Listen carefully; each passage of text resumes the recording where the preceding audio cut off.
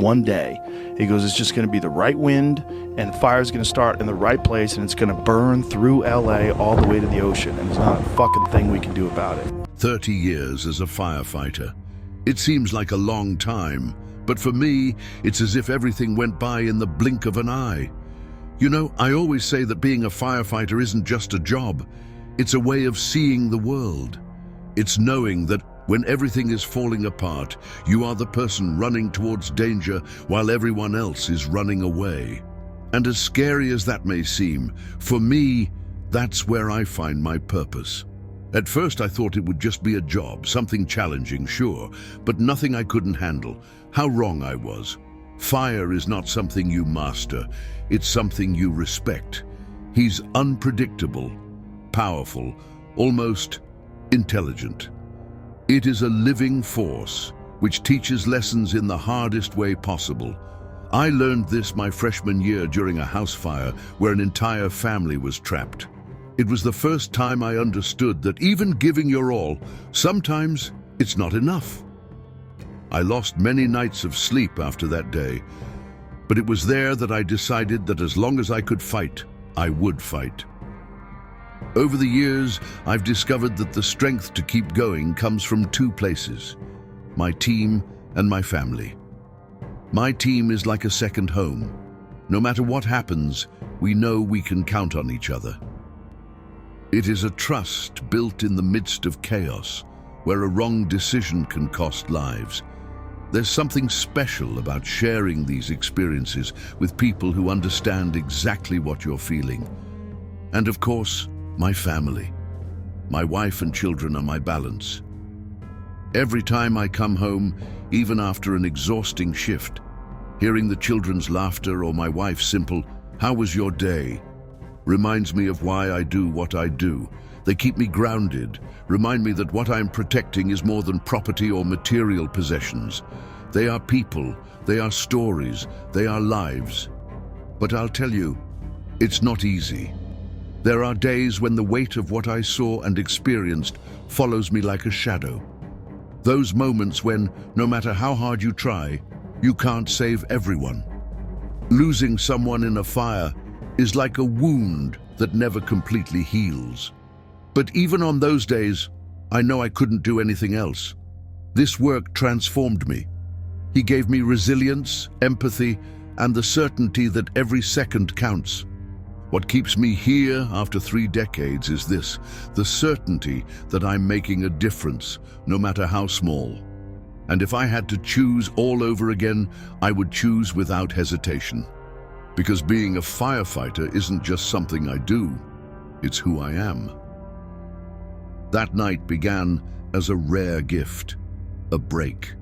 I don't know if you understand, but in our profession, these nights are almost sacred. I was at home, on the couch, trying to find something decent to watch on TV, while my kids were running around the living room, laughing and playing. Their laughter is the purest sound there is. My wife was in the kitchen, fixing something for dinner, and I found myself thinking how precious these simple moments are. When you work in my industry, you know that peace of mind can be interrupted at any moment. Then my phone vibrated on the coffee table.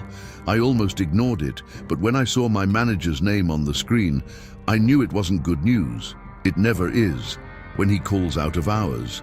I answered, and all it took was a hello to hear the urgency in his voice. "We need you now. There's a huge fire near the Hollywood Hills. It's spreading fast." I sat on the sofa, straightening my posture without even realizing it.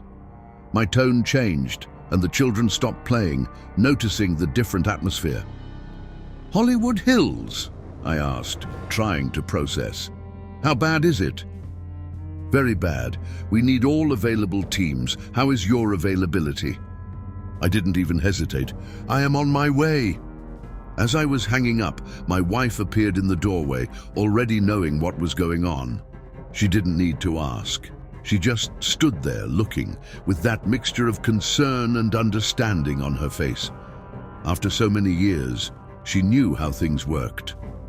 "Be careful," she said, her voice firm, but with a touch of fear that she always tried to hide. I knelt down to talk to my children, who were now quiet, looking at me with those big, curious eyes. "Daddy needs to go out to put out a fire," I explained, forcing a smile that I didn't feel.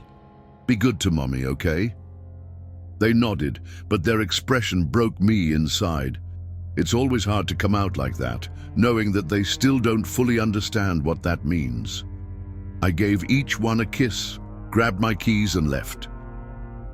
On the way to the station, the city looked different. The streets were strangely empty, but the sky revealed what was happening. An orange glow colored the horizon, and the smell of smoke was already beginning to invade the car. Even after years, that smell always makes me wonder, how many lives will be affected this time? How many can we save? When I arrived at the station, chaos had already ensued. Trucks left in line, firefighters ran everywhere, getting equipped, receiving instructions and trying to organize the operation. I had never seen anything like this, not even on my worst days. I barely entered when my supervisor came up to me, his face covered in soot and sweat. "Put on your gear now," he ordered. "We need every truck on that fire. Now." There was no time for questions or doubts. Within minutes, I was inside one of the few trucks still at the station, ready to face whatever was coming.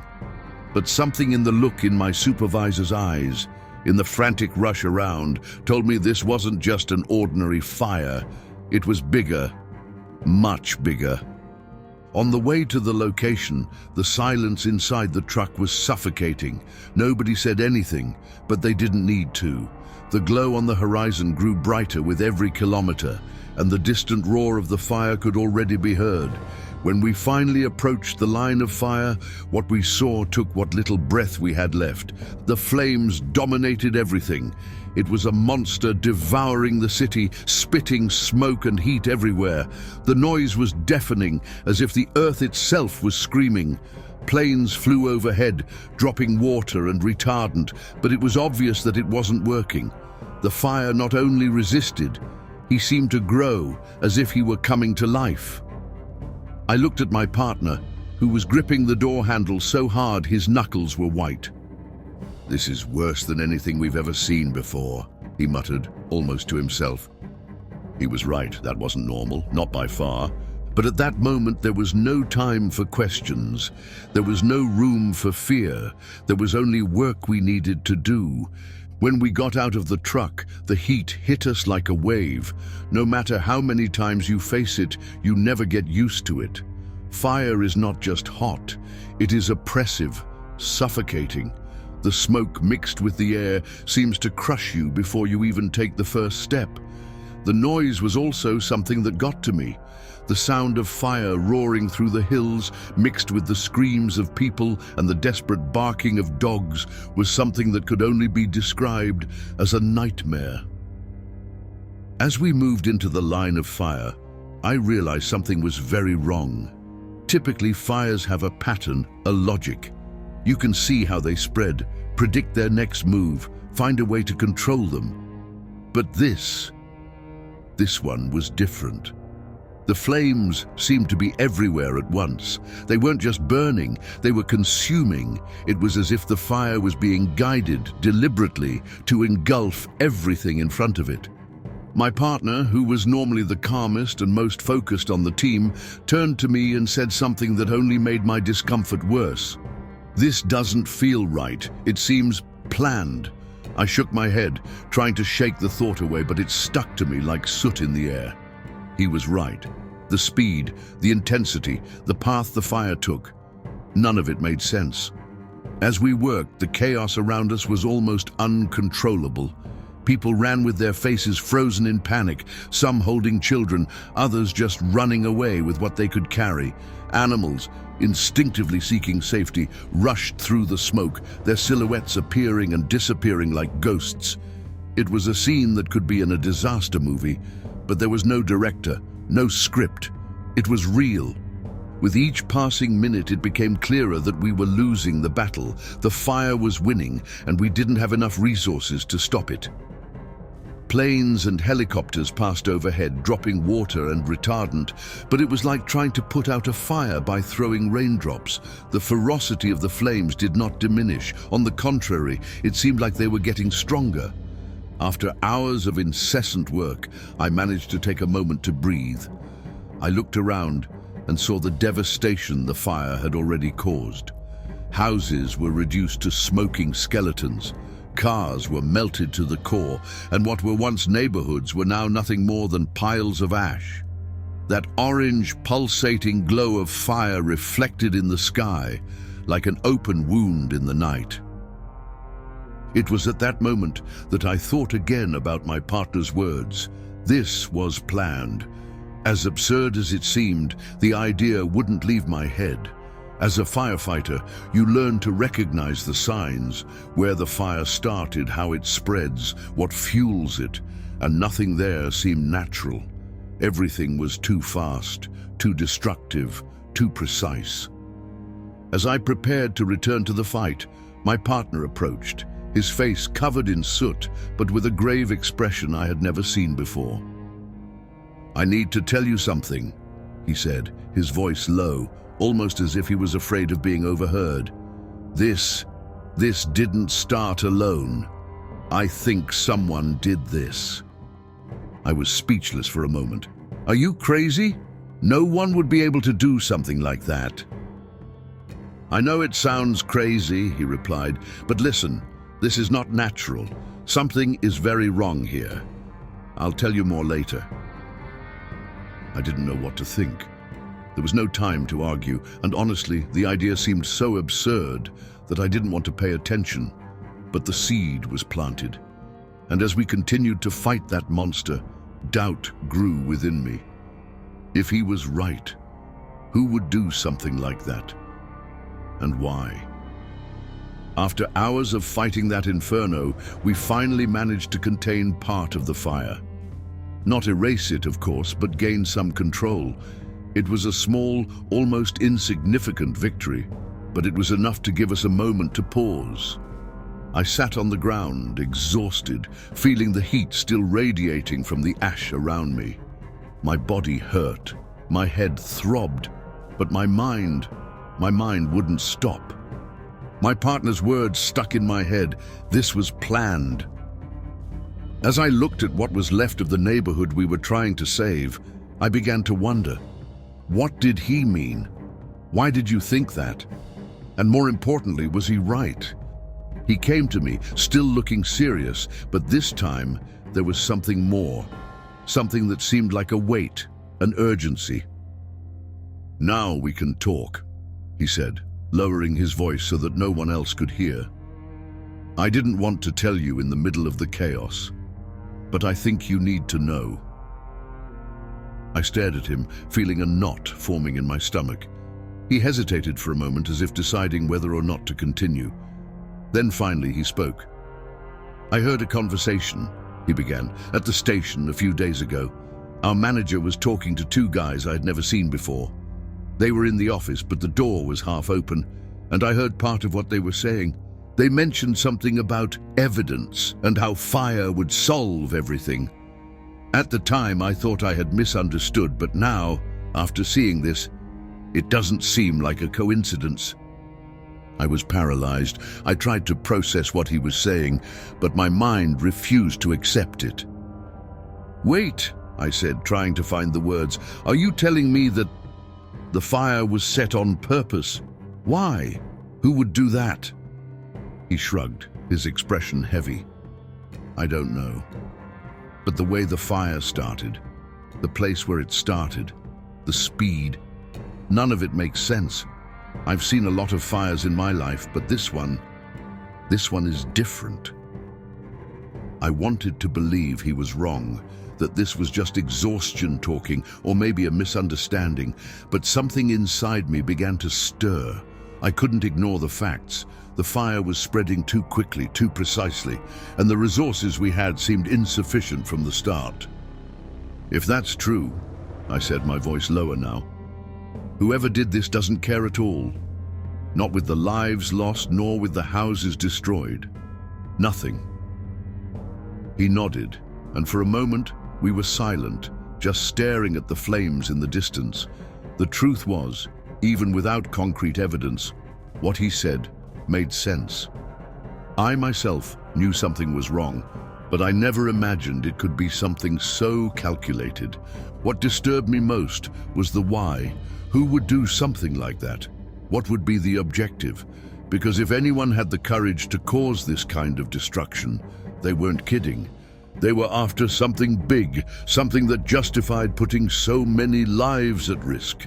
Still, there was no time to reflect too much. The truck's siren sounded, calling us back to work. I got up, taking a deep breath, and followed my partner to the next battle line. But as I walked, his words echoed in my mind, and for the first time in 30 years of service, I felt something I had never felt before on a mission: distrust. Not in the fire, not in the unpredictable nature of my work, but in the people around me. And that somehow was scarier than any fire I had ever faced. After a whole night fighting that monster, we returned to the station with our bodies exhausted and our minds heavy. The silence inside the truck was almost deafening, as if no one wanted to be the first to speak. I looked out the window at the landscape, seeing the hills still smoking, and felt overcome by a mixture of tiredness and restlessness. When we finally arrived, the place seemed empty. Almost all the teams were still on the field, and the few that had returned were as finished as we were. I threw myself onto one of the locker room benches, letting out a heavy sigh, but my mind wouldn't rest. My partner's words, the images of the fire, the chaos we witnessed, everything was mixed together like a knot that was impossible to untie.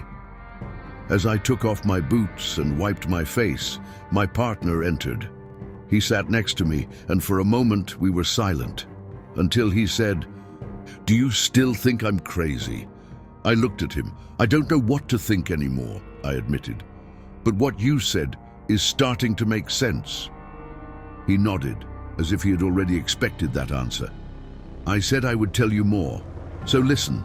During the conversation I overheard, they also mentioned something about having the perfect chance and how time was on their side. I didn't understand everything, but it seemed like they were waiting for the right moment to act. And now everything seems to fall into place. I wanted to deny it. I wanted to say he was exaggerating, but the more I thought, the more the pieces started to make sense.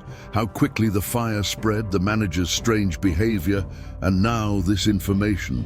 Something was definitely wrong. I decided to investigate on my own. I couldn't ignore what he had said, but I also couldn't just accuse someone without proof. So after returning home, I took a quick shower, kissed my wife and kids, and went straight to the computer. It was almost as if I needed to do this before the courage slipped away. I started looking for anything related to the fire. The headlines were the usual. Devastating fire destroys Hollywood Hills. Thousands evacuated. Firefighters face historic challenge. But when I went beyond the mainstream media and started delving into the stories of everyday people, blogs, small local news portals, even forums like Reddit, the stories started to change. There were witnesses saying they saw unmarked trucks near the area where the fire started a few hours earlier. Others mentioned equipment being unloaded at night in places that were now completely destroyed. One user described hearing a heated argument between two men in suits near a local cafe, talking about speeding up the process. And then came the discovery that really shook me. A local journalist had published an article days before the fire detailing a fierce dispute between real estate developers and area residents. According to him, large companies had been trying to buy that land for years, but were blocked by regulations, legal disputes, and community resistance. The land was valuable, almost sacred, but now, with the fire, all that was gone. Nothing stopped developers from moving forward anymore. I kept digging and found something even more disturbing. A zoning law was about to be voted on by the city council. This law would allow residential land to be converted into commercial and corporate areas, exactly the type of change that would benefit developers interested in the fire-ravaged region. My breathing became heavy. The coincidences were piling up, and they no longer seemed like coincidences. Everything was lined up in a way that was impossible to ignore. That voice in my head, the one that always alerted me when something was wrong, was screaming now. I closed the laptop and leaned back in my chair. I didn't know exactly what to do with it all. On the one hand, there was no solid evidence, only reports and suspicions. On the other hand, it was not possible to ignore the pattern. Something was happening, something big, something that involved powerful interests and a total disregard for the lives that were being destroyed. What if it were true? If the fire had been caused on purpose, who would have had the courage to do something like that? And why? Money? Power? Destroy evidence, as my partner suggested? The questions were so many that my mind felt like it was about to explode. I looked at the clock. It was late. My family was already asleep, but I knew sleep wouldn't come to me, because now I had more than just suspicions. I had a feeling that was eating me up inside, the certainty that we were dealing with something much bigger than a simple fire. The next day, I arrived at the station earlier than usual. My body was still exhausted from the battle with the fire, but my mind couldn't rest. Each discovery from the night before weighed on me like a stone. I needed answers, and there was only one person who could provide them: our manager. He was there that night. He knew more than he let on, and after everything I discovered, I could no longer ignore the feeling that he was hiding something. I waited until the moment was right. I didn't want to raise suspicions or draw too much attention. As soon as I saw him enter the office and close the door, I took a deep breath and rapped the wood with my knuckles. A part of me expected him to dismiss me, but to my surprise, he responded almost immediately. "Come in," he said without looking up from the papers in front of him. I slowly opened the door and walked in, trying to appear calmer than I actually was. He finally looked at me with an expression that mixed tiredness and irritation. "What is it now?" he asked, as if he already expected me to cause more problems. I closed the door behind me and sat down. There was no turning back. I chose my words carefully. "I need to talk about the fire," I began, "about how he started." His expression changed. It was subtle, but I noticed it. He adjusted his posture as if he was trying to appear more relaxed, but his eyes gave something away, a warning glow of fear. "What do you mean by that?" he asked, trying to sound casual, but there was a stiffness in his voice. I know something is wrong," I continued. "The way the fire spread, the speed, the place where it started, none of this feels natural. And to be honest, I think you know more than you're saying." He was silent for a few seconds that seemed like an eternity. Then he laughed, a short, strained, almost artificial laugh. "Are you serious?" he asked. "Where did you get that idea?" I held his gaze. "I heard some things. I read others. And everything points to one thing. This fire was not an accident. It was planned, and you know it." He got up from his chair so quickly it made me jump a little. His once pale face was now red. He pointed his finger at me. "You're completely out of your head," he said, his voice rising. "I dedicated my life to this work, just like you. And now you come here, accusing me of what? Be part of this?" "I'm not accusing anyone," I replied, trying to remain calm even though my heart was racing. "But you're not being honest. I saw how you reacted the night of the fire. I saw how nervous you were when I mentioned something was strange. And now you're reacting exactly like someone who has something to hide." He shook his head, laughing again, but this time he sounded more desperate than angry. "You don't know anything," he said, pointing his finger at me again. "You're messing around with things you don't understand. If I were you, I'd drop it now." before you get into more trouble than you can handle." His tone changed from irritation to something darker. It was almost a threat.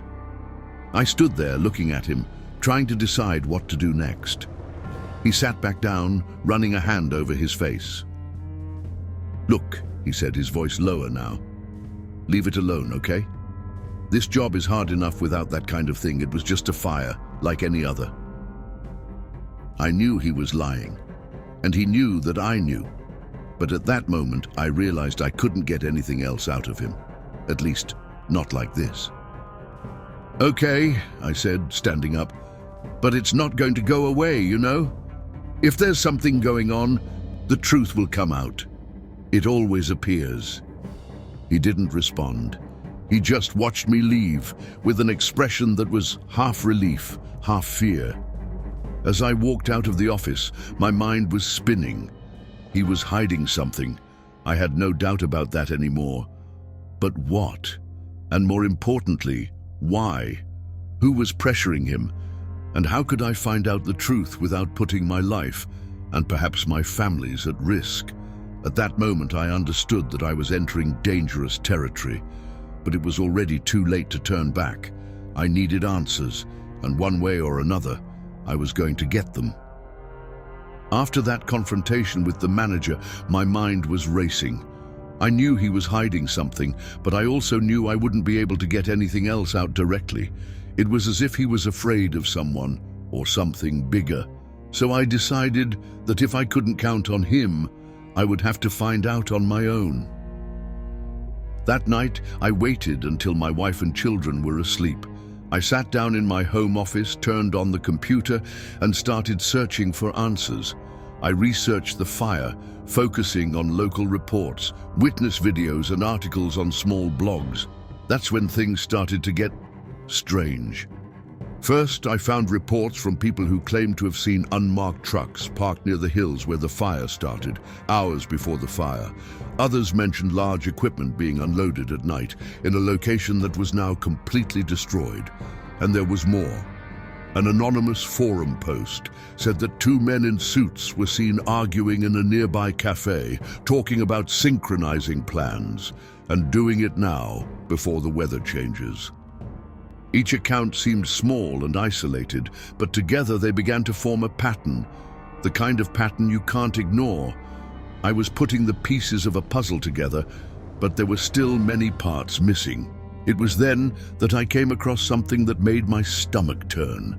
An independent journalist had published, days before the fire, an article about land disputes in the region.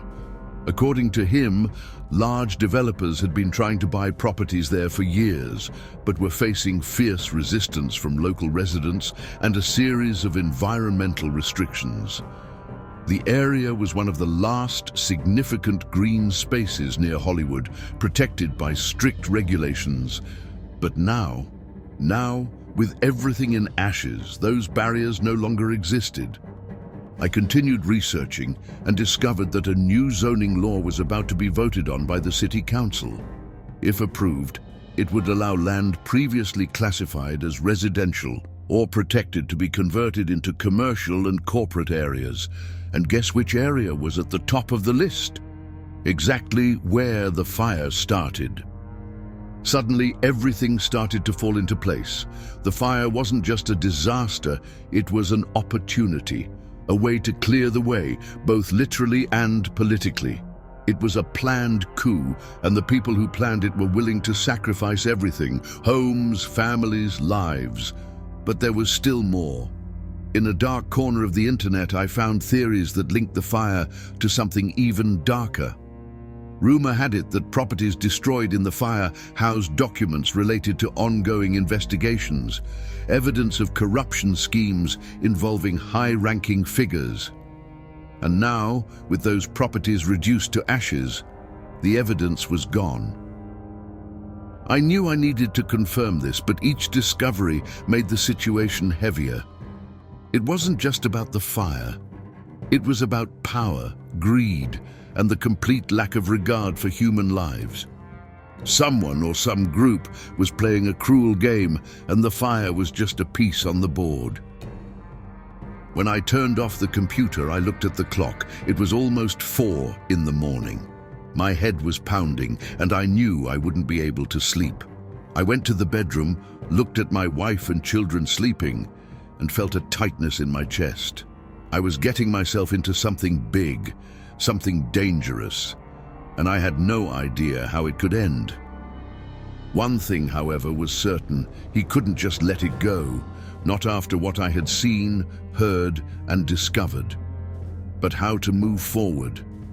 What if the people who did this had as much power as it seemed? Was I risking my life and that of my family just to look for answers? As the sun began to rise, I knew I had no choice. I was already too involved, and somehow I was going to find out who was behind it all. The next day, I returned to the station without having slept much. My body was still tired, but my mind was more alert than ever. There was no ignoring what I had discovered. The fire wasn't just a tragedy. It was part of something much bigger, something planned. I knew I needed to talk to someone about this, and the only person I trusted at that point was my partner. As soon as I saw him in the locker room, I got straight to the point. There was no time to beat around the bush. "I researched everything you told me," I began, my voice low so no one else could hear. "And you were right. There is something very wrong with this fire." He stopped what he was doing and looked at me. "What did you discover?" "Everything points to a plan. Unidentified trucks, equipment unloaded before the fire, land disputes, a zoning law that will benefit big developers. It's too much of a coincidence." He nodded slowly, as if he had been waiting to hear that. "I knew I wasn't going crazy," he said, "and there's more. Remember what I said about hearing our manager talking to those guys? It wasn't just about evidence. They mentioned something about making sure things get erased for good." "Deleted?" I repeated, trying to process. "Do you think this has to do with that case that's in the media, the corruption investigation?" "I don't know," he replied, "but if you put it all together, it looks like someone wants to wipe the slate clean, destroy evidence, get the villagers out of the way, and make a profit from it all." The gravity of what he was saying hit me hard. It wasn't just a crazy theory. It was a real scheme with devastating consequences. And now, somehow, we were both in the middle of it. "What do we do now?" I asked, feeling the weight of the decision. He was silent for a moment, thinking. "We need proof," he said finally. "Something concrete. Because if we try to talk about it now, they'll say we're paranoid, or worse." I knew he was right. We needed to be careful. But at the same time, every second felt critical. The fire had already caused immense damage, but if these people were willing to burn down a city to cover something up, who knows what they could do to silence us? Later, while everyone was busy with the day's tasks, I decided to observe our manager. He was more tense than usual, talking on the phone in a low voice, locked in his office for long periods of time. With each interaction with him, my certainty grew. He was at the center of it all. But what else did he know? And why was he so nervous? Back home, I continued my investigations. I discovered more reports from people who saw suspicious activity in the area before the fire. A YouTube video showed trucks parked near the hills, with men unloading what appeared to be large equipment. The video was recorded the night before the fire started. My heart raced. That was an important piece. I also found records of real estate transactions that had been made the week after the fire. Large developers were already buying land in the area, taking advantage of the drop in land price. All this while, families were still trying to understand what they had lost. The evidence was accumulating, but I had nothing definitive yet, and time was running out. These people were powerful, organized, and had already destroyed lives. If they found out I was driving too deep, I knew I could become the next target. But one thing was clear that night: I couldn't stop. Even if it was dangerous, even if it was larger than me, I needed to continue. Not just for me, but for all the people who have lost everything. Someone had to expose the truth. And if it meant putting my own life at risk, then it was so. A few days later, the voltage at the season was at the height.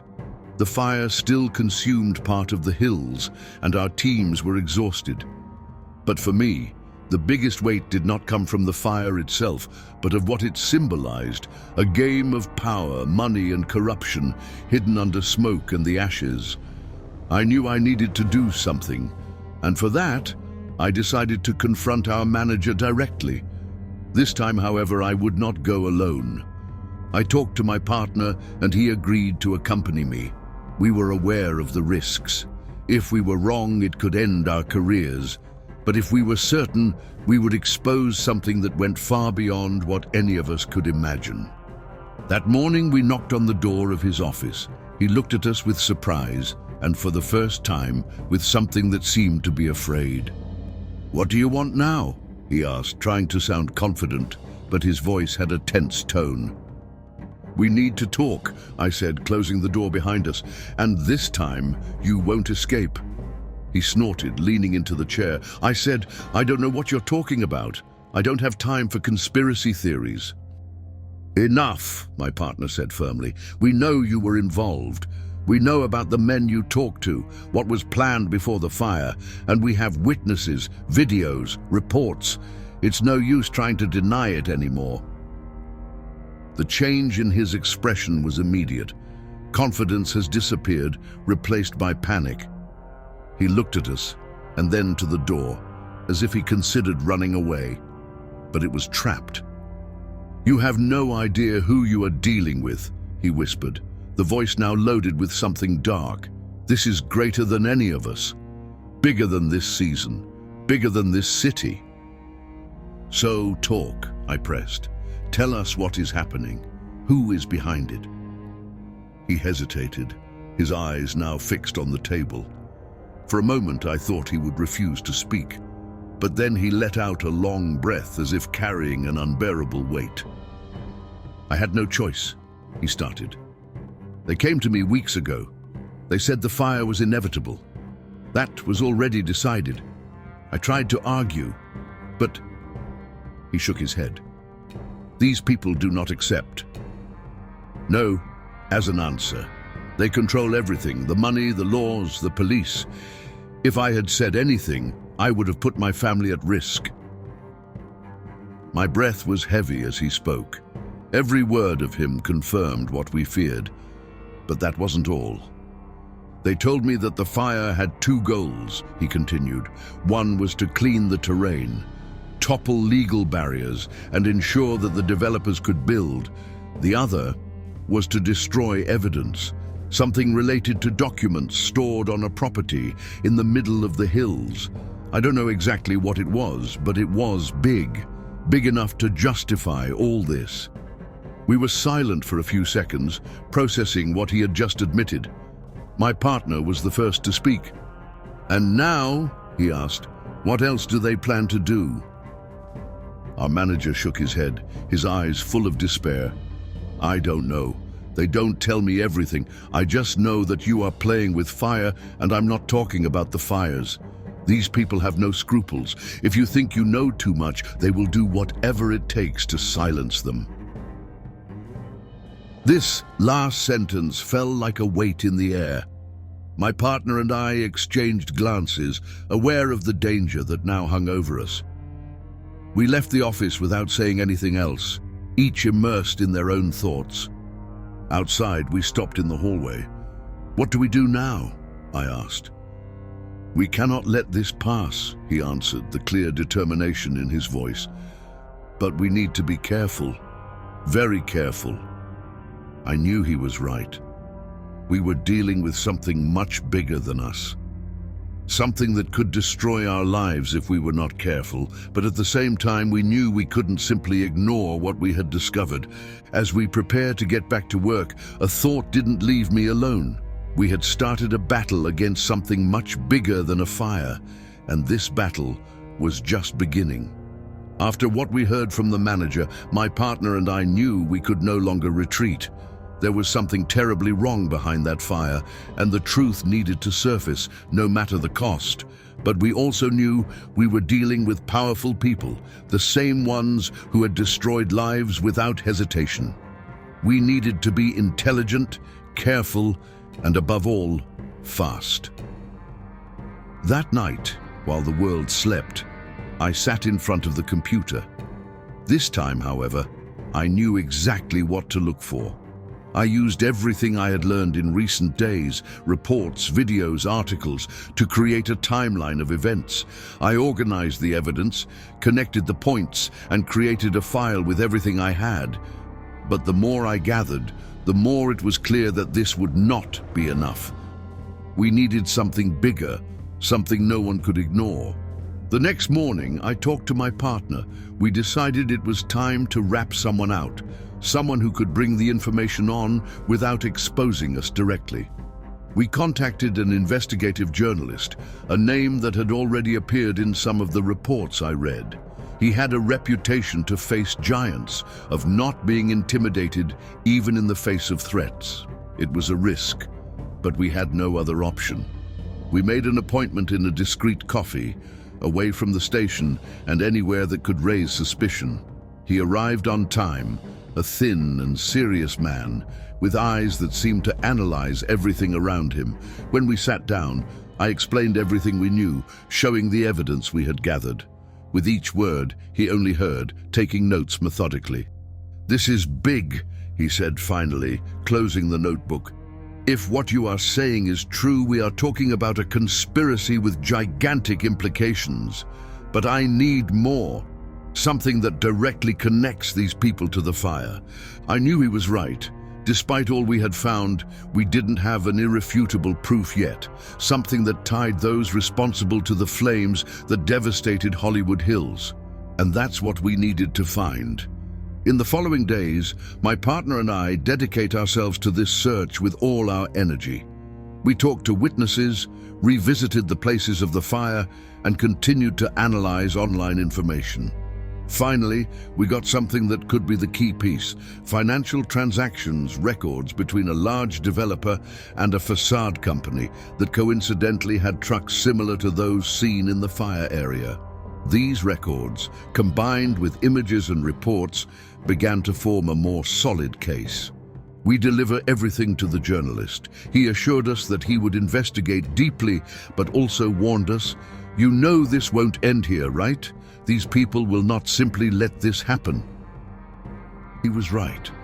I knew we were putting our lives at risk. From the beginning, this feeling was growing, but now it was real. Still, I could no longer go back. Not after seeing what that fire had done, not after understanding that lives had been deliberately sacrificed in the name of greed and power. As I returned home that night, I looked at the sky. The stars were covered by the fog of smoke that still hovered over the city. I thought of my family, the people who had lost everything, and what I was about to face. I didn't know what the future reserved, but one thing was certain: it wouldn't stop until the truth was revealed. It cost what it cost.